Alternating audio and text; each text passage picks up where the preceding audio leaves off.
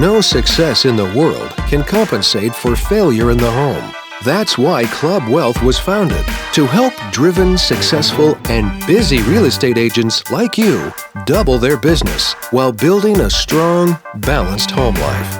Join us each week as high-producing agents and team leaders share their stories and unpack the principles and systems they've used to double, triple, and even quadruple their business while enjoying greater quality of life. And now, here's the latest episode of Club Wealth TV. Hello, everybody. Welcome. This is Michael Ellickson. We are on Club Wealth TV, and of course, I've got my awesome co-host, Mr. Brian Curtis, on with me. And Brian, as most of you know, is a rock star real estate team leader in Bentonville, Arkansas. And I say he's in Bentonville. I mean, yes, he has a team in Bentonville that does, 330 plus units a year. But he also has expansion teams in multiple markets around the country, including Denver, Dallas, Chicago, Brentwood, California. I mean, dude, he's all over. So welcome, Brian. Appreciate you being here. And for those of you that don't already know, my name is Michael Ellickson. I'm a coach with Club Wealth as well. Brian and I are both coaches with Club Wealth.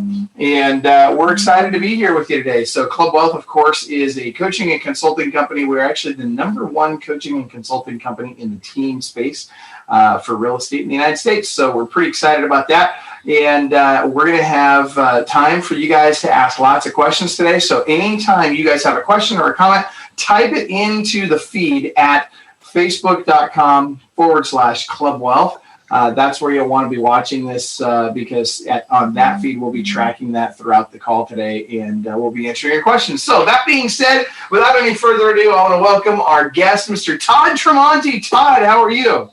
I'm doing very well. Thanks for having me, guys. I'm excited to be among greatness. This is going to be good.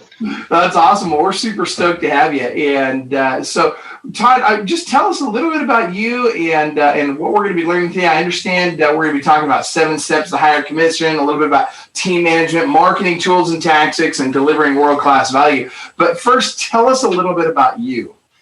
Yeah, man. I'll give you what's becoming a longer and longer story. I'll make it as short as I can. But basically, I grew up with a mother who is a world-class elementary school teacher. And I grew up with a dad who is an incredible salesperson. He worked for IBM in the heyday of IBM. And I didn't realize it until probably 15, 16 years ago, maybe not even that long. I was speaking at an event, and right before I went on stage, somebody said, "Hey, we need your bio." And I was like, "I don't have a bio." I said, "Well, we need a bio real quick." So I sketched it out. I don't think it was a napkin. It was the back of some piece of paper. And when I heard them say it, they said, "Todd Tramonte is the son of a world-class teacher and a world-class salesman." And I was like, "Oh yeah, that makes sense. Those are my things. I love the idea of marketing and sales, and I love teaching and leading." So anyway, that's led me to a life of being the wife, the husband of a great wife, the dad of 3 awesome kids, and the leader of a real estate team in Dallas, Fort Worth, with offices on the Dallas side and the Fort Worth side. And I love the business of real estate, mostly the people side and leading and teaching and equipping. And I love my family and youth ministry and Jesus and all sorts of other stuff. And I'm excited to share whatever we can in the time we've got. Right on. So tell us a little bit about last year. So in the last 12 months, or in 2017, so that people can get a feel for the size of your business, what was your gross commission income and units closed? Yeah, I'm so focused on current numbers. Last year's numbers may be off a tiny bit, but we did right around $1.25 million in gross commission last year, 1.3-ish, something like that. And that was with about 5 agents in production. Most of that was from our kind of our core 4 coming out of last year, core 4 outside agents. We split the support staff of our team into 3 categories, and I borrowed these from Joe Stump, by referral only. I don't know if you're familiar with him. Before, during, and after, right? So I focus on a lot of our marketing and lead generation, equipping, and then we have a key leader on our team that's kind of our business development manager and helps lead the Dallas side. He helps with a lot of that before stuff. And then our Fort Worth team leader helps with a lot of the during transactional processing stuff. And then our key administrative person helps with our raving fan club and a lot of our after unit stuff. So we're always a team of 8 to 10, right around there. And our production last year was GCI is the number we care most about. Like I said, it's about 1.25, 1.3. And this year we're on pace for about 2. Mm-hmm. Awesome.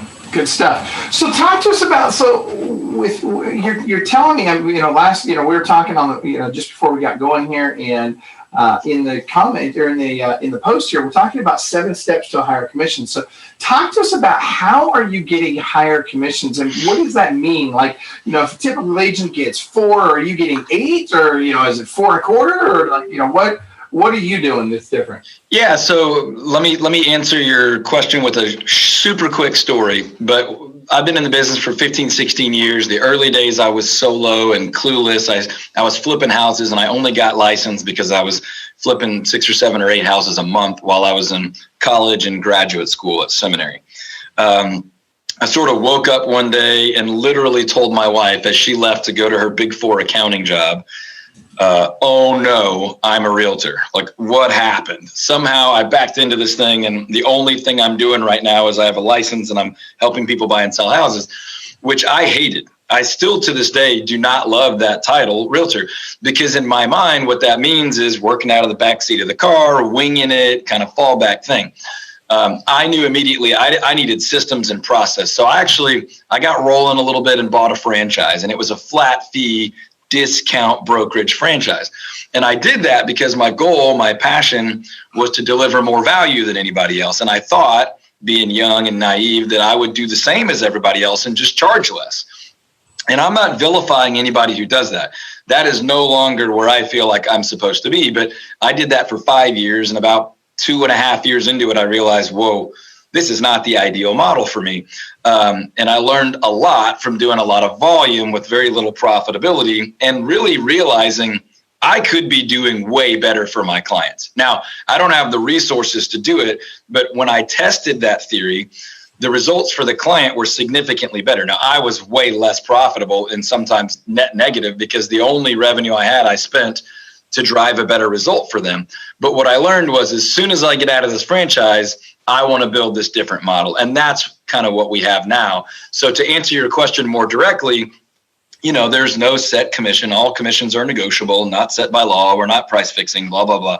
But the point is, most of our listing side commissions are between 7 and 8%. Sometimes there's a transaction and compliance fee that's a part of that as well. But because of that allows us not just to talk someone into more money for us, but to invest in the process, to deliver what we call world-class value, to really deliver a better result and a better experience, because people really aren't going to remember those results for very long. So the experience has to be great too. So we have a proprietary 7-step system. Of course, there's 7 main steps, and then there's about 2,000 sub-steps and little things that we do. But yeah, we're getting, if you were to say the average consumer probably expects the commission to be 5 to 6, we're obviously getting a couple of points more than that on average, which leads to higher profitability and more to reinvest in the process to drive better results for the client and have happier team members that are paid well and provided for. So the answer to your question is yes. So what are those 7 steps? Walk us through those. All right, let me give you an option. Do we want to rifle through all 7 and make sure we cover them all, or do you just want to get into the meat of it and see where we end up? Let's just see where we end up. Let's start with the first one and let's work our way through them, and we'll see where it takes us. Very, very cool. So number 1 is pre-inspection. I think a lot of people are afraid of a pre-inspection because they feel like there's a significant liability issue there with disclosure. We believe that a pre-inspection solves a lot of potential problems and puts us in the driver's seat for our client to be in control of the delivery of information, to eliminate the negatives. In my opinion, during that positioning phase, it's more important to eliminate the negatives than it is to even add positives. So the pre-inspection allows us to deliver sort of like a certified pre-owned. Picture how Lexus does this, right? I've got a used car, but it's worth more because it's been through our 149-step system or whatever, right? So we believe the pre-inspection is really powerful. We take the scariest document in the entire purchase process for the buyer of our listing. We take that scariest document and we turn it into a marketing document. We make that document something that's attractive, that will actually drive more value, more interest, more urgency, instead of create fear and terror. And we're now afraid that they have an unqualified agent that's not going to communicate that well. So we really believe in the pre-inspection process. So that's step one. Oh, Brian, we can't hear you. You're going to have to unmute. Oh, So there we go. Todd, real quick, who's paying for that pre-inspection? Great question. That's one of the only parts of the whole process we don't pay for. And the reason is just there's so much liability around it. And I know we've shared this with other folks that use it and they do pay for it. And certainly that's an option. We don't. And the way we present that is we just say, hey, we really believe in this. Here's the 3 or 4 reasons it's tremendously valuable to you. Unfortunately, this is the one and only part of the process. We can't cover the cost for you up front. The reason is there's just a lot of liability there. We need to make sure you feel confident in who you're choosing as an inspector. We're happy to suggest a handful of people that we've had great success with in the past, and you're welcome to choose anybody else. And here's the things we caution you against. Here's the things we suggest. But we do a lot of business with these people, so they're going to give you a very, very fair rate. It's a minimal cost for a huge return, but that's how we deliver that, Brian. That's the one thing we don't pay for, and that's why. That's interesting. Now, Brian, aren't you also doing a pre-inspection? You're not doing it. No, it's not something I've generally done. It's interesting. So, a flip side to that is sometimes I actually tell people that, if you need a new roof, you need a new air conditioner, let's negotiate those after the inspection. And part of the time you get them half paid for. If you negotiate that correctly, one of the things I'll go to a buyer and say, look, personally, I had to replace my roof a month ago, and it would have been great if I didn't actually have to pay for the whole thing. I've been thrilled to pay for half of it at closing because now I've got a new roof for the next 30 years at my house. Things like that, and that's where we negotiate from.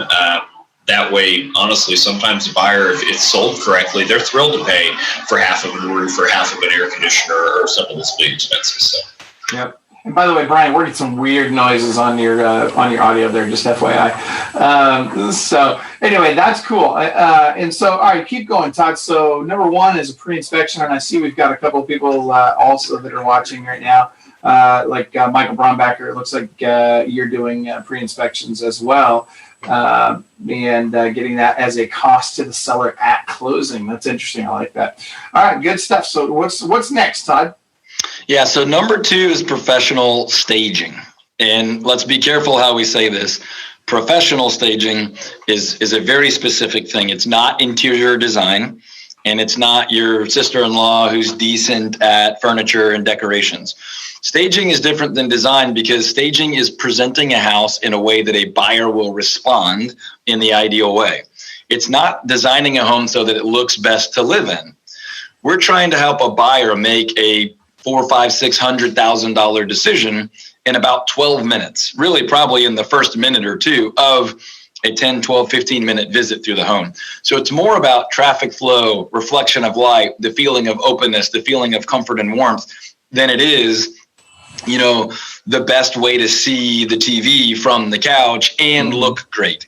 So it's a very different deal. You've got to work with someone that really understands the trends in the marketplace, that understands what buyers do and don't respond to, that understands the timing of how long someone may be there. Most people will buy a home that they've never actually sat down in. We're not always thinking about these things. When it's time to market a property, we've got to really fully understand who the target audience is and what their mental, emotional state is and what their level of hurriedness and speed and pace is. So staging is huge. It is not a stager coming in and making a list of 116 things that a seller should do, handing them the list and leaving, because the seller's not going to do it. And they're going to do half of some of those things. So when we say professional staging, we mean stagers who will come to the house and physically move, rearrange. Most of the time, obviously in an occupied home, they're working with the seller's existing belongings. Now, we do vacant staging when needed. Most of the properties we sell are not vacant, but some are. But we believe in staging on every single property. We believe it has a tremendous impact on value. There's a whole scripting and process and how you present that to your prospective seller, and then how you communicate that to potential buyers and things like that. But there's a lot of layers to that. But we believe that professional staging has a massive impact on not just the price, but the speed and the sort of mental, emotional, psychological commitment that a buyer makes to a property. And Angela Gabriel asks a great question. She says, do all clients receive these services regardless of price point? Yes, and there's a lot more that are included. Now, there are some rare exceptions. We do some work with probate attorneys, and on occasion, we'll have a vacant probate home that's, been really neglected for the last 10 years. Staging's not going to change the story of that home. Now, sometimes it will, but there are occasions where it doesn't, and that's okay. But yeah, I'd say 90+%. My goal is 100% of every home that we market for a seller is it has every single one of these elements and the ones we've yet to cover. And are you paying for that, or is the seller paying for that? We pay for that. You're paying for all of it. Okay. Yeah. And what are you charging in terms of commission at closing? Again, that's the kind of the thing we talked about before. Most of our sellers are around 7.5%. Now, it is a customized plan, so it's not one size fits all. It's not one price fits all. I don't believe in that approach. But most of them are around 7.5%, give or take, depending on a unique scenario, or a super rare property might be more, or something like that. Yeah, but I mean, I think correct me if I'm wrong, but the value prop you're bringing to it is, hey, look, you know what? Yeah, we're going to charge you, 7.5% on your commission, but we're going to pay for all this stuff in advance. And so what happens if the house doesn't sell? They pull it off the market. Yeah, and you're not wrong, but the more powerful value proposition and the reason we're charging the fee is because of the results they're going to get. It's not just what we do. It's not the cost of the things we spend money on. It's the return to the client. And our big USP, our big guarantee is we guarantee to sell your home over the average price and under the average time. And so right now we're averaging about 8% over the average price, about 8% more than similar homes in your neighborhood at similar times are selling for. So you're going to net significantly more than you probably thought you were. And if you thought you were going to pay sort of a standard, whatever your assumption was of commission, we're probably a little bit more than that, but your return will be a lot more than you thought. So your net return is vastly more than you probably ever thought you could get. And you're not going to pay us a dime until we've already delivered you that significantly better net return. Now, to answer this question that you just asked, if for some reason we don't, then by all means, we're open to an adjustment to our fee. We say there's three things we'll do if for some reason we don't meet that over-under guarantee. And we, of course, set the bar early. Here's the standard market price. Here's the standard market time. We want to be over that and under that. If we don't, you've got three options. Number one, we'll pay some of your closing costs at closing, usually a title policy or something like that. Number two, we'll send you on a 5-day, 4-night cruise for 2 adults. Enjoy some time off. It'll be much better than a few dollars here or there. Number three, if for some reason we are not able to continue to move forward or your plans change or whatever, you can walk away from this transaction. You're not committed or obligated in any way, and you don't owe us. You don't have to reimburse us for anything. So those are the three options. It never happens. If anything, it's because of some strange market condition, and they knew that, and they were thrilled with the service. But we just, it's so insignificant that we are so obsessed with actually delivering on that promise that we really don't worry about. If it comes up, we're glad to do one of those three things. Okay, good stuff. So I'm seeing Michael Brombecker ask a great question. He says, is it your own in-house staging company that you use, or do you use an outside company? Currently, it's in-house, but we used to use a great company here locally in the Dallas area. And the company we used also has an association that they run, and they train stagers all over the country. So we had them train someone who's now only working with us and does 3 or 4 stages a week for us. And we've done the same with a few of the other pieces of our process. Perfect. Love it. All right, good stuff. Okay, so number 1 was pre-inspection. Number 2 is professional staging. What's number 3? Professional photography. And we won't spend as much time on this because I think most quality agents have come around to the idea that professional photography is important. I'll just make a few quick points. There's a difference in someone who's a professional portrait photographer or event photographer or someone who has a great camera and someone who fully understands how a living room can suck up light and reflect light and things can come in and out of focus. And a wide angle lens is not a wide angle lens, is not a wide angle lens. There are differences, and there are highly effective. There's great strategic angles and skill sets for making sure you fully capture a property. There's also understanding that some rooms are not going to photograph well. And bedroom number 4 that has a triangle of carpet, a wedge of walls, and a triangle of ceiling is a totally worthless photo and is not going to do you any good when you go to market that property. Mm-hmm. You don't necessarily need a photo of every single element of the home to be publicly marketed. You might want those to hold back and hand off to somebody, but we're looking for money shots. We're looking for the 15, 20, hopefully we can get more than that, really great photos that cause a buyer to salivate and want more and want to come and see more. Under this photography bucket also includes videography, and we do what we call a property trailer or a property preview video on every property as well. And so we have a film crew come out. They are an in-house film guy. They're not full-time with us, but we have them. The only real estate videography they do is with us, and they spend a half day per week in our office shooting other videos that are not property marketing videos. But anyway, they come out. Our marketing specialist, which most people call a listing agent, our marketing specialist does a quick whiz-gat script. What is so great about that? Kind of runs through the best features of the house and is sort of doing a stand and talk for about 5 seconds. And then the rest of their audio is basically just a voiceover of a quick highlight reel of the house. It's not a walkthrough video. It's not a video tour. It's not a virtual tour. It's a teaser. It's a trailer. It's like I was saying on photography. It's to get them their appetite whet, is to get them excited about wanting to see the rest of the story. It's like a great property flyer.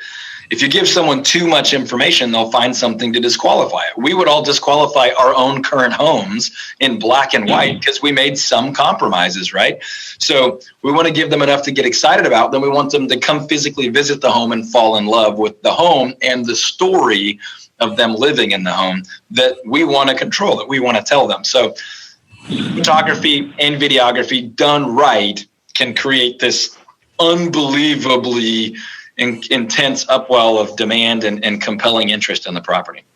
So I'm curious, Brian, were you about to say something? Okay. No, I'm good. All right. So I'm curious because we have something we call the Fatal 4, right? Which is the 4 things that we absolutely never, ever, ever market about a property if we're trying to get calls from buyers. At one point in time, I was listing and selling over 100 homes a month. And during that time, I had about 750 active and pending listings and was getting about 6,352 sign calls per month. But it's crazy. It's a lot of volume. But what happened was that what we found was when we eliminated these 4 things from our flyers, for example, that we got a lot more calls on those listings. And so what I'm curious about is when you're talking about your whiz-get videos, your property trailers, and your photography, what are the things that you eliminate in all of your marketing essentially to assure that you get more buyer leads coming in? Ooh, man, I'm not sure I'm going to hit your core 4. So this is like a pop quiz. No price, no street number. Those are our absolute 2. Like you've got to give them something to ask for, and then there's a process on which you allow that to unfold and give it to them. What would the other 2 be? We got one of ours. Okay. And that's price. We never, ever, ever market price. Yeah. I'm gonna, instead of killing time. Well, the main thing is we're talking about flyers, right? On those flyers. Yeah. And so, if somebody's out at the house, they know the address, right? They see the house, they know where it's at, they know that they like the neighborhood. But it's bedrooms, bathrooms, square footage, and price are the things that they want to find out generally, right? But we aren't going to give that information out on a flyer. We'll give it to them over the phone, but we require that they reach out to us to get that because now we've captured their information. We can follow up with them and we have business with them.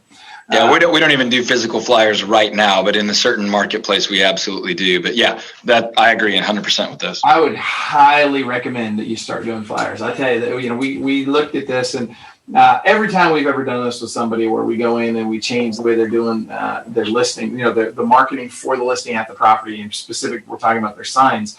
We always include flyers. and we found that the number of sign calls that we get dramatically increases when we include flyers. And what's interesting is 60% of those calls come not from the front of the flyer, but from the back of the flyer, where we list another 30 homes. Right. And so they really do work. But that being said, a couple of questions for you. One from Julie. Julie asks, I missed the pre-inspection step. Do you pay for the complete home inspection when you first list? And the answer is... Yeah, the answer to that is that's the only thing we don't pay for. We recommend it. We're happy to coordinate it for them. We give them a recommended list of preferred vendors, but that's the one thing we don't pay for just because of some liability there. Yep. And I get that. And so Rick Rand says it's the small differences that make the biggest impact. You're absolutely right about that, Rick. Okay, good stuff. So anything else on the professional photography or videography? I'm happy to discuss as much of that as you guys want. I figure that's the one that people probably have, the most context for. I will say the one caution here, and really on all these, is your goal when you speak to a potential client is not to rationalize the value of these things based on the cost of them. It's the impact of them. It's the value that they drive. It's the return that comes from them. So in their mind, well, I can go pay a photographer $100 and they can photo my house. That's not what this is about. This is about the strategy and the way we do that and the value that it drives. And trust me, it's worth a heck of a lot more than $100. Yeah, no, you're right about that. Especially as you put these things together and you form a complete marketing strategy. All right, so let's talk about number 4. What's number 4? Okay, so number 4 is one thing, but it's really like at least 3 things. And that's what we call marketing, right? So if you consider the first 3 are all sort of one stage, that's sort of the preemptive positioning stage. All that's being done before the general public has any idea that this home is being marketed. We're preparing to get it marketed. Okay, now there's a whole coming soon strategy, preemptive marketing. So marketing is number 4, but we tell everybody we market properties 3 ways. Number 1, we market them preemptively. Coming soon, your buyer list, you're building intensity and demand and urgency and scarcity and all this competitive fervor, right? Number 2 is we market to everyone. That's kind of your broad-based shotgun, maximum number of eyeballs on the property as possible. Number 3 is what we call piling up niches, right? So a property might have 2 or 3 or 4 or 5 really distinct features or really great features, and each of those features can be marketed to a niche market that really loves that type of feature, right? So you could market a home that has a great kitchen to people who love cooking in great kitchens and entertaining and that kind of thing. You could market a home with a great backyard to, outdoor living and outdoor cooking and swimming and athletics and family, so you can pile up those niches. So there's 3 different ways: preemptive, broad-based, and niche focused. And we want to do all of those things really, really well, where the average agent is barely doing the broad-based by sticking it on the MLS, crossing their fingers, crawling under the desk, and hoping somebody else brings them a buyer, and then they can responsively, reactively survive a transaction and eke out a commission. Yeah. All right. Good stuff. I love it. Crawling underneath their desk, man. That's hilarious. So, I'm picturing these agents in the fetal position under their desk wondering, am I going to get a paycheck this month? That's awesome. Okay. So we have preemptive, broad-based, and piling up niches. I love that, piling up niches. That's a great one. And so I'm assuming when it comes to marketing, you're doing it across all social media platforms. And is that right? Yeah, and I would say the thing that we are getting better at every day more than anything else is the video piece. I mean, there's I can't fathom there's a single person watching this live or recorded that hasn't gotten the message that video is really crucial in the world that we're living in. My prediction, and I'm no technology guy, I mean, I like technology and appreciate it, it's just not my obsession. But I would bet anybody here $100 bill that Facebook is attempting to take over YouTube's dominance of video. I think Facebook in the future is going to want to be the dominant place for video. And what I can tell, their live feature and what they're doing with stories and things, they want you to come to Facebook to search and sort and find video. Now, that's a guess, who knows, but we're doubling down on that strategy in both places. YouTube as the always and forever storage and category and keyword focused video deal. Facebook as a primary distribution media, as well as email and text. We're not great on Twitter and Instagram, but we have a somewhat of a presence. We could do a lot better at customizing the delivery of our messaging and our media differently for different social media, but Facebook is our primary. But yeah, by all means, you want to repurpose any content you create as many possible ways and places as possible. I do a radio show every Saturday, 3 p.m. on the big AM station here in Dallas. We want to take that audio, we want to video it, we want to chop it into one question, one answer, topical playlists, seasonal stuff, buyer side, seller side. You want to repurpose any content you have for every possible marketing potential you can in every media you can. You want to use as much evergreen stuff as you can. We call them little landmines, little marketing landmines that we've put out everywhere. And yes, you want to have your 3 primary lead sources, but you have 500 potential lead sources where every third year somebody trips on that video over there, clicks the link, and becomes a seller. And there's nothing wrong with having just a ton of those out there. So yeah, you want to take advantage of every opportunity you have. Well, it's interesting. You're talking about Facebook taking over video, and absolutely true. They are, in fact. Now Facebook has more video on it than YouTube does. So I'm late to that prediction. It's easy to predict things that have already happened. I'm happy to come back anytime and predict last year's World Series or whatever you need. That's funny. I love it. And Rick Rena says, evergreen is always beautiful. You're absolutely right about that, Rick. In terms of everything's got to be evergreen. The better, the more evergreen it can be, the better. That way you can reuse it, repurpose it in lots of different ways and places. And Adam asked, will this video be available to view later? The short answer is yes. You can also go to clubwealth.com/TV. You can download the podcast and watch that. That podcast usually takes about 2 weeks before it gets up, but just so you know, it will be available there. And so good stuff. Let's keep moving forward. Before I forget, I want to give credit to our sponsor, WiseHire. So we use a company called WiseHire. Are you using WiseHire as well, Todd? Oh, it's the only one I'll use, but I'll let you talk about them. No, we love them. I absolutely love. In fact, I'm putting it in here /Club Wealth. I'm putting a link to it right here. We love WiseHire. They work really well for us in terms of recruiting, and not just in terms of administrative positions, but also in terms of recruiting agents. Now, we're not, if you're using WiseHire for recruiting, you're not going to recruit, 4, 5, 6 agents a month out of it. But heck, if you recruit, 4 to 6 agents a year out of it, man, that's great. That's 4 to 6 agents a year, in addition to all of the administrative people that you'll need and that sort of thing. So we love those guys. You want a quick success story for them? Yeah, please. I'm sitting in our Fort Worth office right now, and just through that door right there, we have 2 of the very best new agent hires we've ever made. We like zero experience.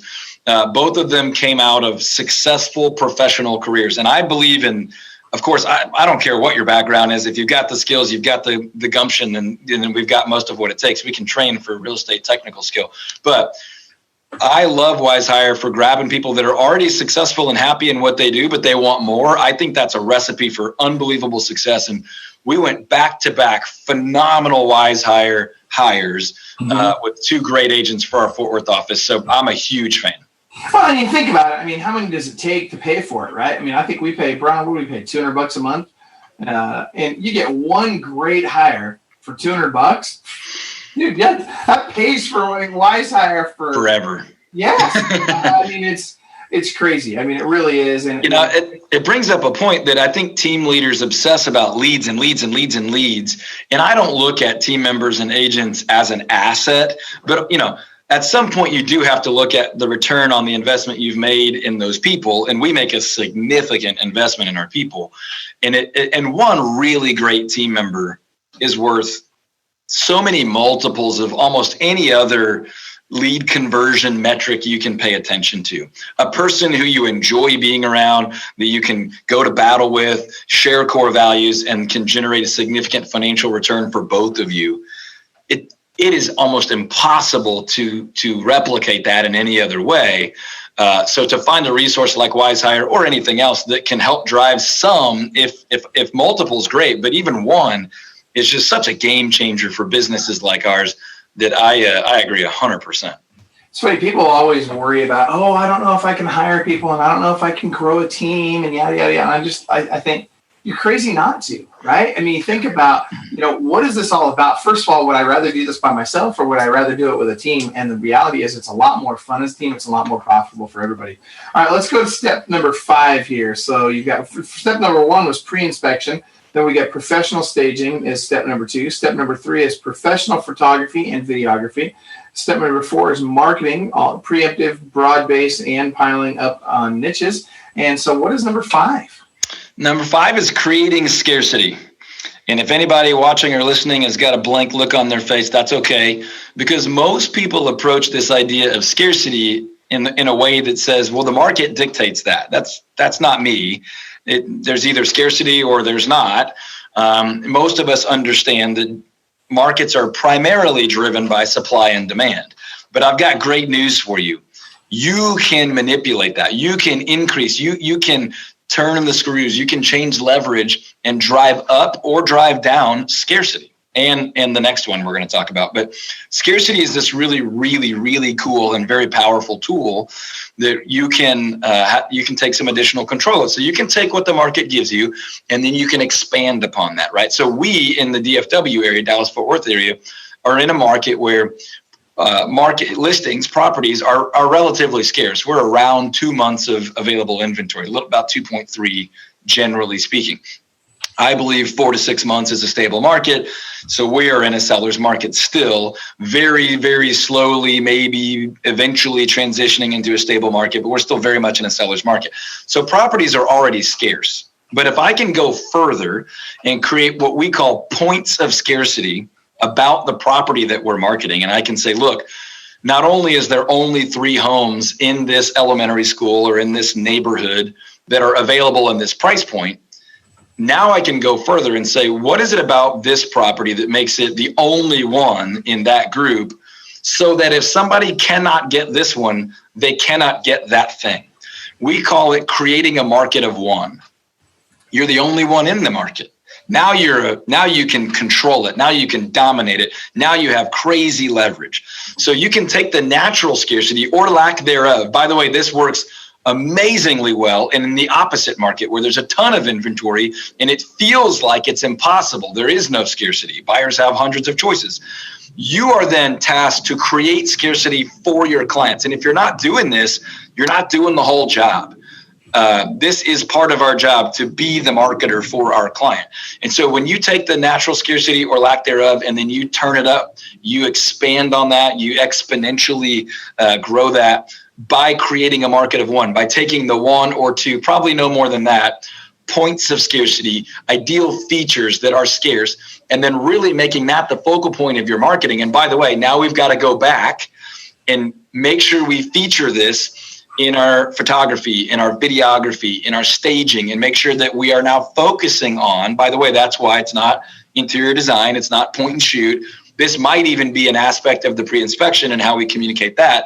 And it's definitely a part of some other things that we're going to do. Team-wide communication, marketing, and all. But we've got to focus on the thing that they can't get anywhere else. And now a buyer might say, well, if we don't get this, we can't have that. So maybe we'll pay a little bit more. Maybe we'll hurry up a little bit. And scarcity really bleeds into the next one, which is urgency. And I don't mind coming back to scarcity, but these two are so interwoven that we talk about them together a lot. And urgency is similar. Most people assume there's a certain level of urgency in the marketplace and we just kind of take what we get. Well, I'm not very good at just taking what I get. You can probably tell by now. I get all up on my soapbox, talk too fast, get too loud. But the point is, people come to you and you tell them, you promise them that you're their very best option. You're their best choice to market their property, to advocate for them, to protect them. Well, do it then. Be their best choice. Take full advantage of this opportunity. So urgency, there's a few things we can do there. We can offer incentives to the buyers. We like offering incentives to the agents, and sometimes they'll pass it on to the buyer to drive urgency. It interweaves with scarcity. But the point is, if they don't get it quickly, then someone else is going to get it, and that causes them to move quicker. So when you combine scarcity and urgency, and together they drive competition, and you've already done some of these other things well in the presentation and positioning stage, then you get people making higher offers than they otherwise would have and quicker offers than they otherwise would have. Mm-hmm. And those become a really beautiful combination for your seller. And by the way, we get paid commission. So the higher the price, the higher our commission. That's not the number one driver, and it shouldn't be. But there's nothing wrong with that being a part of the equation as long as it benefits the client too. And by the way, it does, and it's beautiful. Yeah, I love it. I mean, it's huge, when you can say to somebody, hey, this is the last house or the only home for sale right now in this desirable neighborhood or this desirable school district, or one of only 2 houses even on the market right now in this particular school district. That type of scarcity really does get people kind of off the dime, and it generates interest. Yeah, and that works until the neighbor puts a sign up in their yard, right? So if that's all you've got, by all means, you've got to use that. Right. But if you can find a unique feature or a unique story that you can tell about this property, then that's even harder to compete with, because the neighbor 2 doors down doesn't have a true media room with no windows and a climate controlled console closet and a projector mount that the seller plans on leaving with the digitally controlled media room chairs. That's that kind of stuff. Right. They have a producing fruit orchard in the backyard. Nobody else has one, and you can't install one in one day. So, that's the only one you're going to get. By the way, that's my favorite all-time one. We had a house that was so absolutely not scarce. It was so boring and so common, but it had 2 peach trees in the side yard that were producing. And oh my gosh, did we talk about peach trees. These people sold this house for $36,000 more than this same exact house, like 3 doors down, and they had the better lot. Basically, we got $36,000 out of 2 $40 peach trees, and it was beautiful. So, well, and what you're doing is you're creating a scenario where you can compare apples to oranges, and not to go too deep on the fruit analogy. But I see what you did. But the reality is that's what you do, right? You want to make an apples to oranges comparison so that neighbor can't come up, put their house on the market the next day, and all of a sudden now there's 2 houses in that particular neighborhood. This is Rick Raines. He's like peach to peach. No, peach to pear, Rick. Peach to pear. Come on, brother. All right, try and keep up, Rick. I'm just kidding. All right, so good stuff. Rick's one of our coaches, by the way. He's in Houston, Texas. That's where I'm from. What's up, Rick? Yeah, Rick's a baller.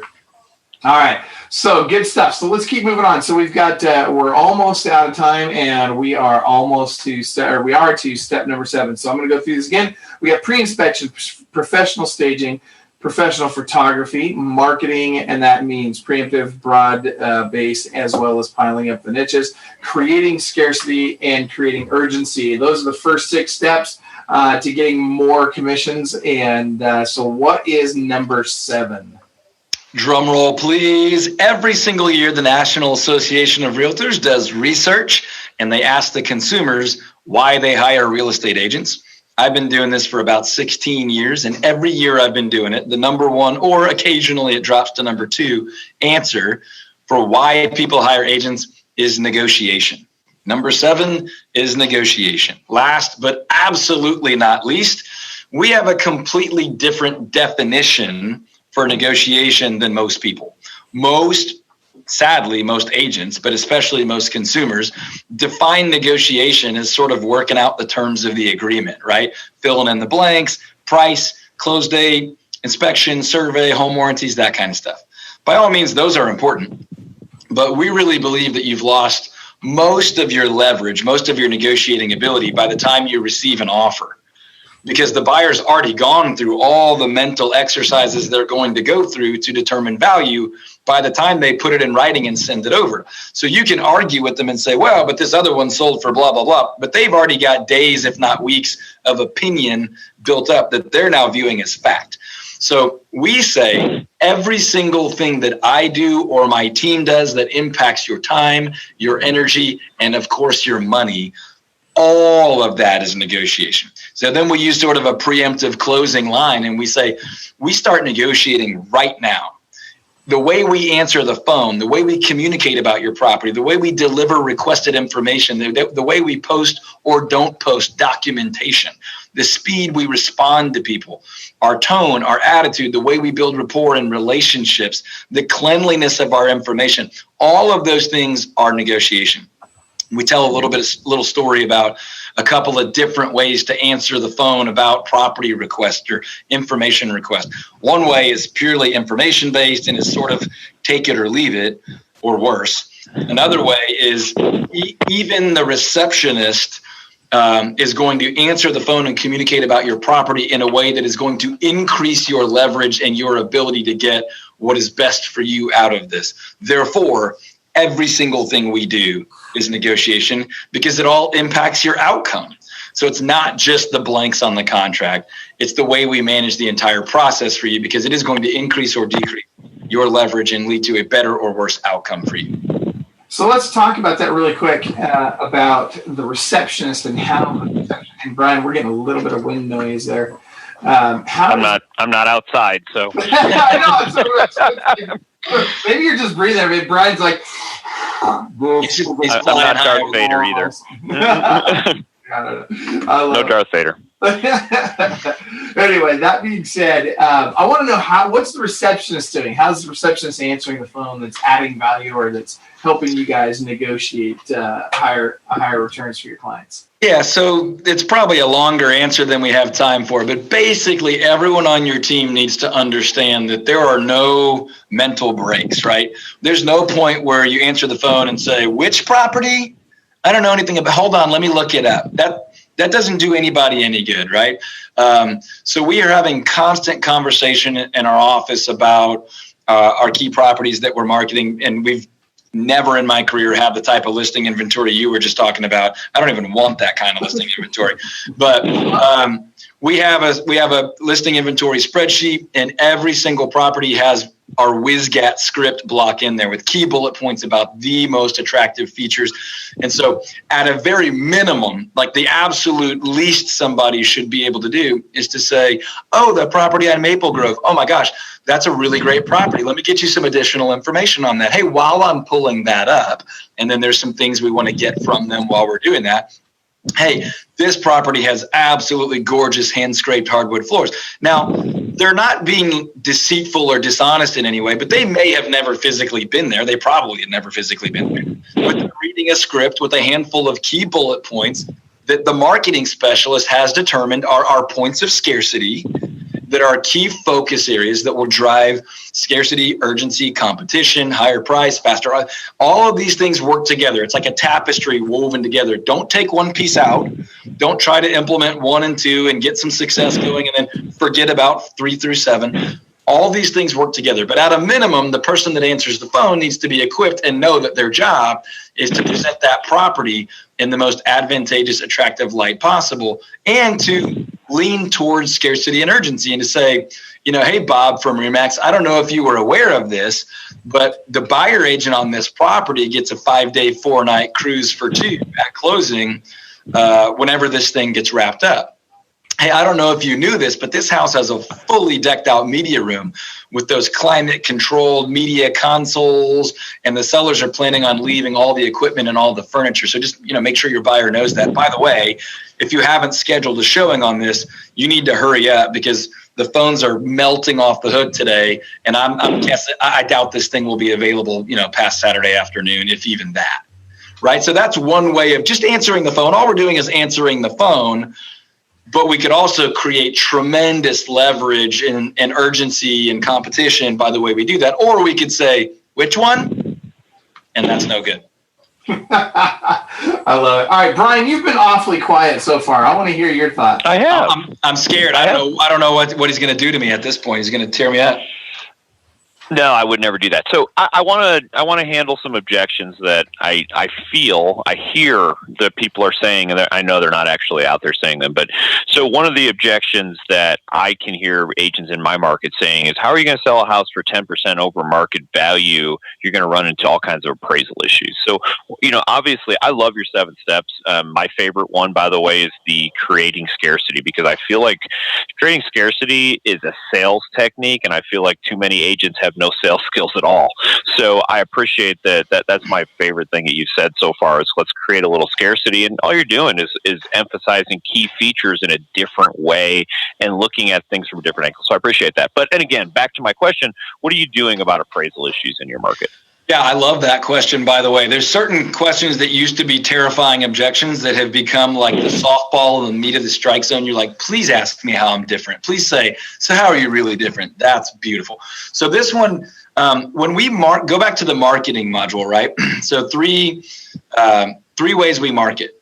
We are marketing not only to the buyer. By the way, the buyer is not always even the most important person to market this to. I know that sounds crazy, but we're marketing to the buyer, the buyer's agent, the buyer's mother-in-law, the inspector, the appraiser, the surveyor, all those people, right?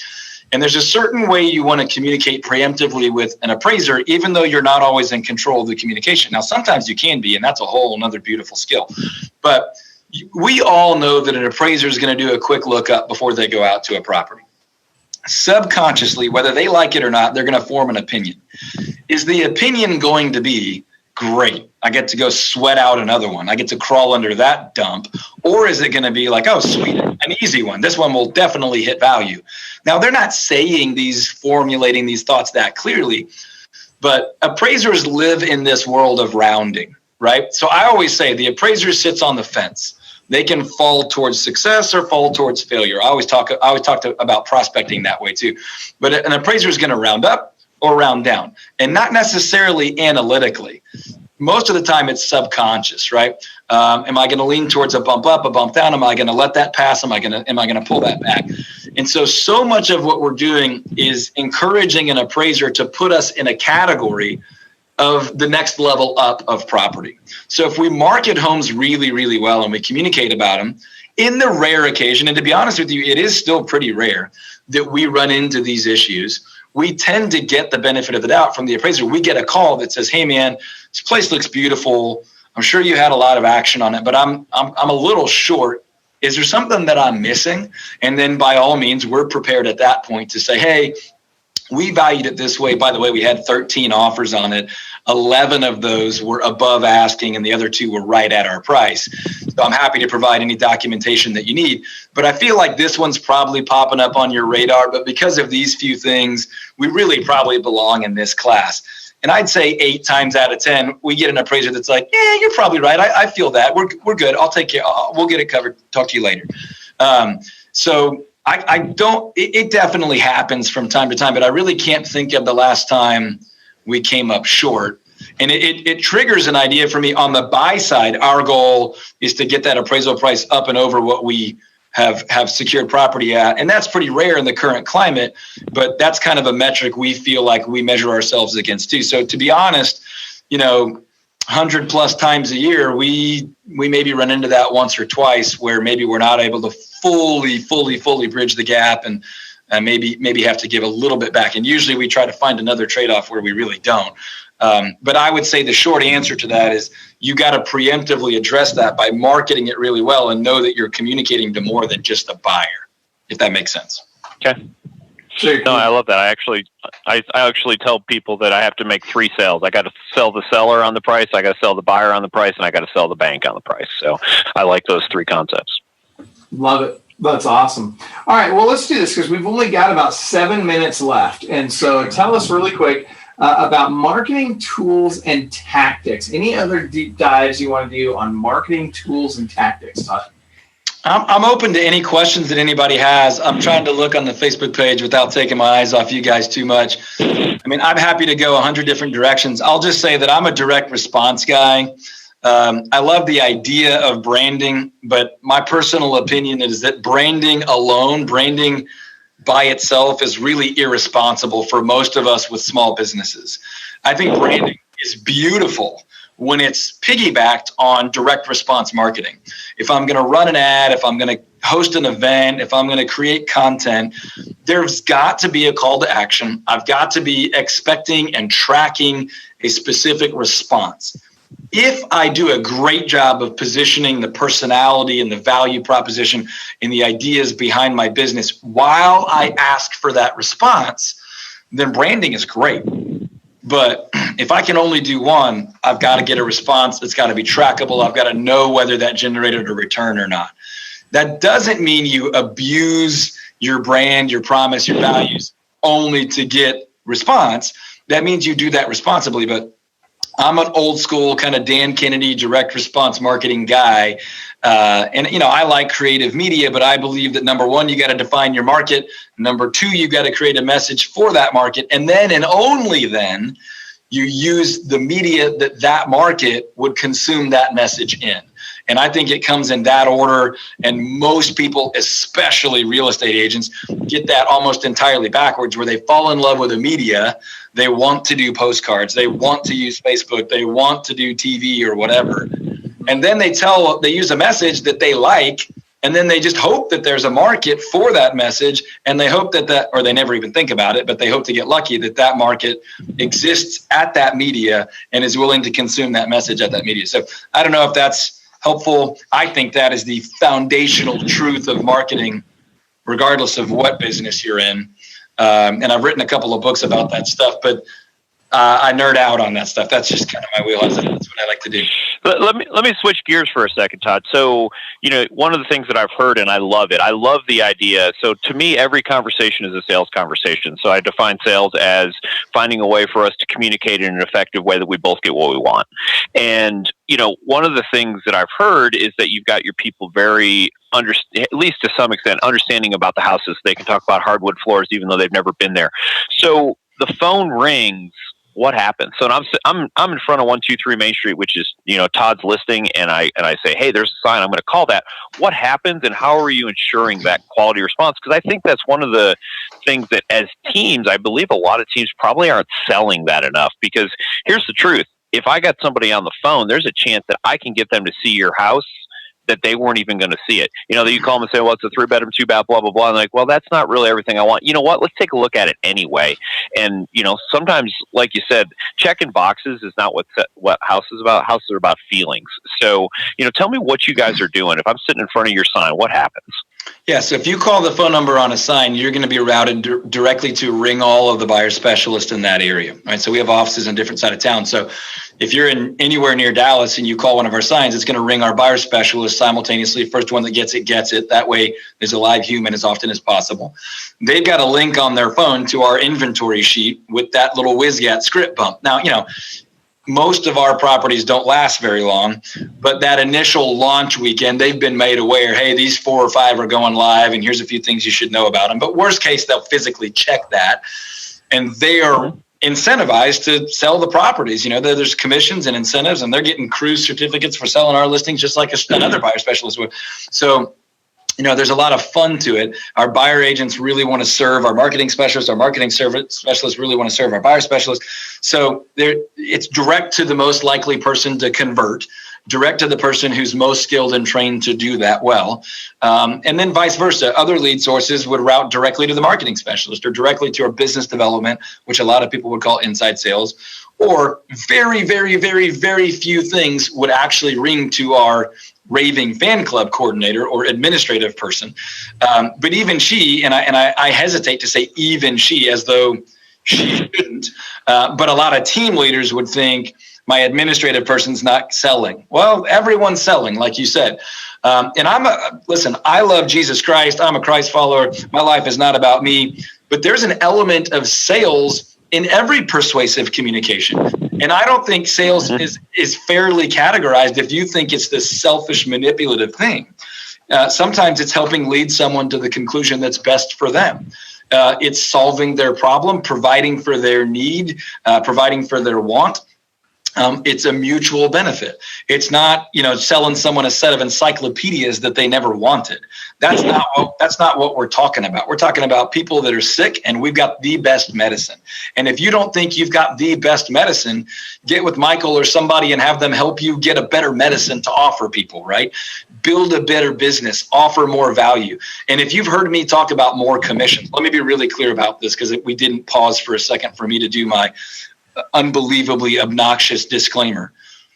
You don't get to charge a higher fee until you offer more value, right? And then you determine whatever fee is appropriate, where you can still offer significantly more value than you're asking for in return. So I could teach you scripts and systems that could convince people to pay you more. But if you don't then deliver world-class value, you're going to be the villain of your market in a matter of months, right? You could charge a 10% commission. If you can offer enough value that client gets a huge return on that, you'll be the hero of your market within a matter of a year or so. So it all starts with delivering a phenomenal result, financial and experiential and feelings-wise to your client. And then you might be able to be compensated more. Then you might be a world-class salesperson. And everyone on your team can contribute to that outcome. And everyone on your team should benefit from the results as well. Okay, and I hate to do this. We are literally 100% out of time. So I've got to wrap this up. So that being said, Todd, thank you very, very much for your time today. You brought a lot of knowledge. I'm going to restate those 7 steps really quick. We got pre-inspection, professional staging, professional photography, marketing, which is both preemptive, broad-based, and piling up in the niches, creating scarcity, creating urgency, and negotiation. So seriously, thank you for bringing all this great value to us. Brian, anything you want to add before we wrap up? I just want to say thank you, Todd. I really enjoyed taking a look at it. And here's something else that I love, and I'll just fill with this. You actually have steps of the sale. So I have steps of the sales for buyers. I have steps of the sales for sellers. Steps of the sale is an important concept. The reason is we can actually look. We do 1, 2, 3, 4, 5, 6, 7. It's a great metric out there. And everything you do, if you have a steps and a process, even if it's not a perfect process, it's still better than 95% of the people out there. So I love your process, and I love that you have one. Awesome. Appreciate it, guys. It was a ton of fun. Right on. All right. Thanks a lot, everybody. And everybody that's watching, thank you so much. Remember, inside each one of you, there's a world-class beast just dying to get out. But you got to choose to unleash that beast. So go find something you can do at a world-class level today. At the very least, come up with a sales process. Come up, write some steps down that on every buyer appointment or every listing appointment, you're going to do these things and you're going to guide them through a process that's consistent every single time. Have a great day, everybody. Thanks for watching.